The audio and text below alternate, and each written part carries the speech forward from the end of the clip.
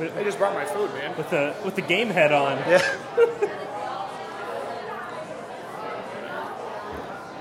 Coach Runkle, known you for a long time. A couple Peoria boys up here. Yeah. Long way from home. Yeah. A long way from home.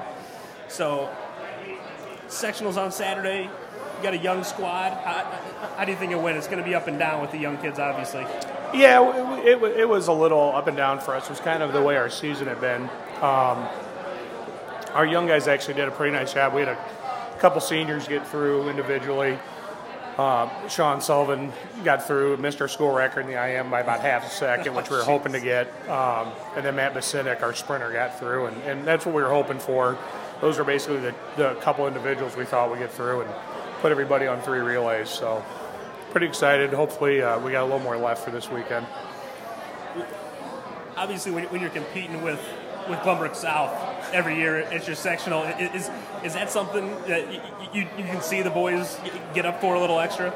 Yeah, I think so. Especially, everybody says it's a rivalry. It hasn't been a rivalry, not for a long time now. We've been on the downside of it, but this year got a little bit better. We ended up tying them. Kind of felt like we let that get away, but the one thing about South is that they got a lot of great experience. When you got kids like Bach, Pollock, Porter, and a couple others who've been in big situations before, it does make our kids rise up a little bit. And this was a fun sectional just because we added some more teams. Loyola came in a few years ago, made it a lot better. Yeah. This year we added both Niles and Highland Park, and that made it even more. It was pretty wild. I heard Mark Onsat talking about how empty and quiet theirs was. Ours was the exact opposite. Yeah. We had actually both pools. The stands were pretty full on both sides, so it was fun. It was a good time. Yeah, it's always good to have a packed crowd and a crowd that's into it. It's got to help the boys. Obviously, Coach Onstat was talking about the crowd not being that into it at their sectional. I want to ask you, since we are downstaters. I don't know if I ever remember 2 downstate teams being as good as U-High and Notre Dame have been all year. No, I think when your dad was at Ridgewoods and I was in school, Ridgewoods was always good. Yeah. And then Peoria High had a few good years, and Woodruff had a couple kids now and then. But yeah, 2 teams never seen it like this. So it'll be interesting to see. That there's a part of me that's really rooting for them because you like to see that. I think probably you're in the same boat and like to see the home area people do well. So. Now, I know your dad's down there. Is it weekly reports on the a little bit, yeah. Your fishing buddy, yeah. He kind of fills me in on what's going on, and he always asks. He was at Glenbrook North for a lot of years too, so he's always really interested in how we're doing. He was kind of upset he didn't get a chance to make it up here for the sectional, and I don't even think he made it over to Pekin for their sectional, which that's probably the first time in about 40 years he hadn't been at one. So. Talk about what that was like growing up with a father as a high school coach. I mean, obviously I was the same way. Is that why you think you became a coach? Yeah, probably. But, I mean, you saw your dad probably because you swam for him. I when we lived here, he was gone all the time. And that was part of why we ended up going down to Peoria. Calmed down his hours a little bit, but it really did. He got hooked up with, your dad and Klopper, and, he was gone a lot. But it definitely was a big influence. And, being at Richwoods, being around a lot of great coaches in other sports had a huge influence on me as well. But, I've absolutely leaned on him a lot. When I first got to GBN, he actually ended up living with me for a while. My wife got really sick, and miraculously, he always made it over to school about 3:30 every day somehow. So it was kind of having another assistant. It was great. It was a blast. The kids loved it. I loved it. But, yeah, he's definitely been a big influence. And, Mark Onsat, working with him for a couple of years over in Trier and Woodbury, you can't help but learn a little bit by being around those guys. So your dad's always been great. Let me ask him questions and pick his brain. So, sorry. All those coaches, is that something that you sort of pick things from, or have you tried to create your own path, your own identity? I think a little bit of both. I think you always kind of take from people. Your dad, we had a clinic this fall, and your dad spoke about distance training and talking about Danny. And some of the things he talked about, it was funny. I asked Andy Cook, who swam for your dad my age, and swam for your dad with CIA, and he remembered all those things that he did. And I got a guy back here, I think if I looked at him and said, you're going to go 4 2000s today, he would have told me to see ya. Well, they tell my dad that too. But it is you do pick up from other people, and a lot of, like I said, I learned a lot with Mark, and from my dad and asking him a lot of questions.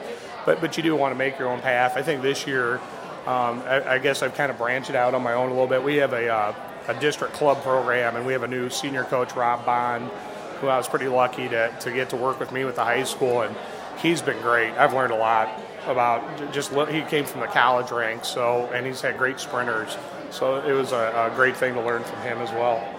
So I mentioned younger team this year. Did you see an evolution throughout the season that maybe something started to click as the year went on? Yeah, I think it became evident. Earlier in the year, we'd set some pretty big goals. One of the things was we wanted to get 3 relays, not just to the state meet, but to try and score.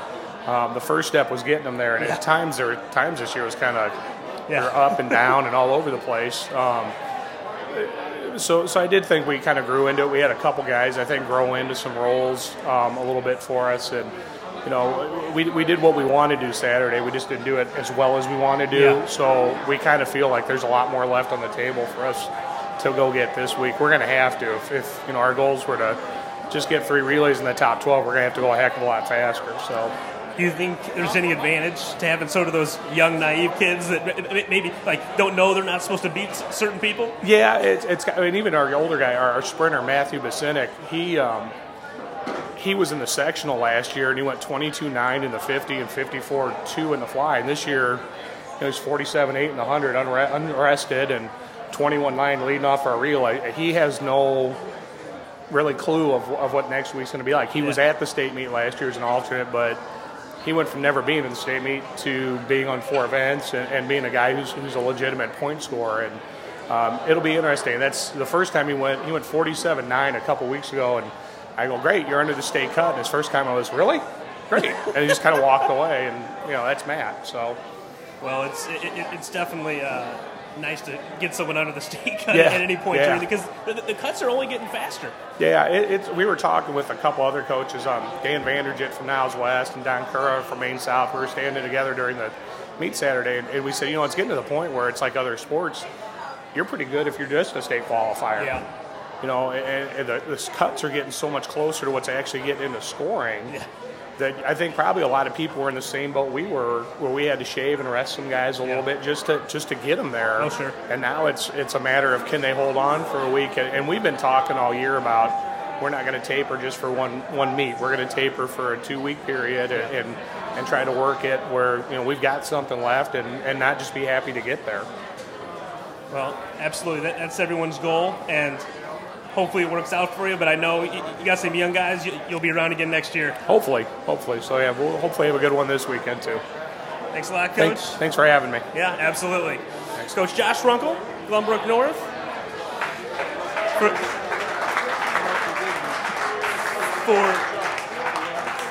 Should we reread the questions?